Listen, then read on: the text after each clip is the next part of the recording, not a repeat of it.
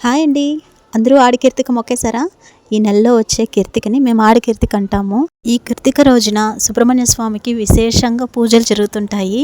తమిళనాడులో కానీ ఆంధ్రాలో కానీ చాలా బాగా చేసుకుంటారు. ప్రతి సంవత్సరం మా ఇంట్లో కూడా మాకు తగ్గ విధంగా స్వామివారికి ఏదో కాస్త నైవేద్యం చేసి పెట్టుకుంటాము. అప్పటి నుంచి గారెలే చూపిస్తున్నాను అనుకోబాకండి, ఇంకా అన్నం పప్పు సాంబార్ అవన్నీ కూడా చేశాను. పొద్దున్నుంచి వంటలు చేస్తుంటే లాస్ట్లో గుర్తొచ్చింది, అరే మనం వీడియో తీసుకోలేదే అని. ఇంకా అందుకే లాస్ట్లో గారెలు వేసేటప్పుడు వీడియో తీసుకున్నాను. కొన్ని పెరుగు వడలు చేసి, కొన్ని మామూలు వడలు, కొన్ని మసాలా వడలు అయితే చేశాను.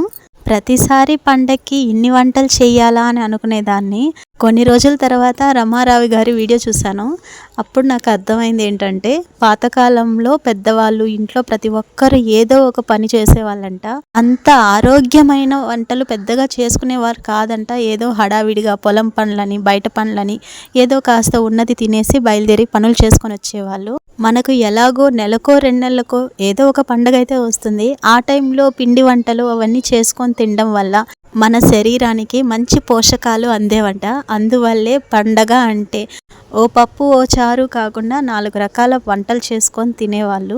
ఎవరి పనులకు వాళ్ళు వెళ్లకుండా పండగ అంటే అందరూ ఇంట్లో ఉండి పండగ చేసుకునే వాళ్ళంట.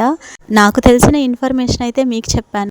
పండుగల గురించి, పండుగలకి చేసే పిండి వంటల గురించి మీకు తెలిసింది కూడా నాకు కామెంట్ చేయండి. మన ఛానల్ ఎవరు చూడకుండా ఉంటే చూసి లైక్ చేసి సబ్స్క్రైబ్ చేసుకోండి. హరోహర హరోహర హరోహర హరోహర.